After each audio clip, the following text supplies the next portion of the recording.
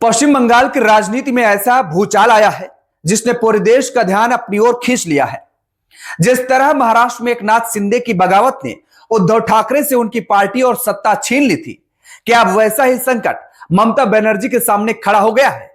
कभी बंगाल की राजनीति में अजेय माने जाने वाली तृणमूल कांग्रेस आज अपने सबसे बड़े अंदरूनी संकट से गुजरती दिखाई दे रही है, क्योंकि टीएमसी के 80 में से 58 विधायक बगावत कर चुके हैं।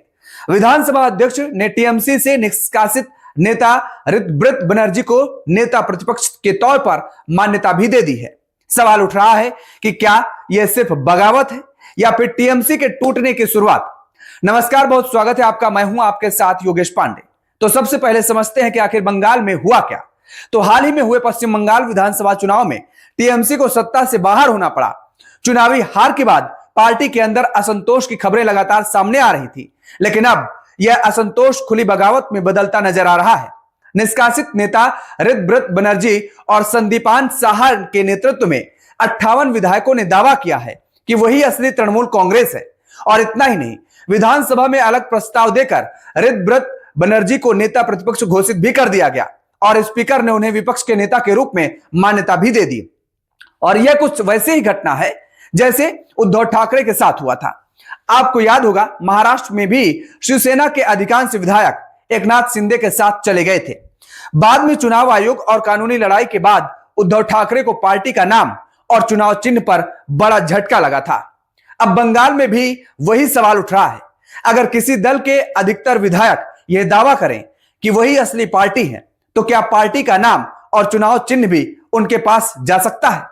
हालांकि राजनीतिक जानकारों का मानना है कि मामला इतना आसान नहीं है। सिर्फ विधायकों की संख्या ही सब कुछ तय नहीं करती। चुनाव आयोग संगठन, पार्टी संविधान, पदाधिकारियों और कई अन्य पहलुओं को भी देखता है। लेकिन अगर बगावत का दायरा बढ़ता है तो ममता बनर्जी की मुश्किलें निश्चित रूप से बढ़ सकती हैं। दिलचस्प बात यह है कि ऋतब्रत बनर्जी ने ममता बनर्जी पर सीधा हमला करने के बजाय अभिषेक बनर्जी की नेतृत्व क्षमता पर सवाल उठाए हैं। उन्होंने कहा है कि अगर सफलता का श्रेय लिया जाता है तो हार की जिम्मेदारी भी स्वीकार करनी चाहिए। यानी यह लड़ाई सिर्फ सत्ता की नहीं, बल्कि टीएमसी के भविष्य और नेतृत्व की भी है।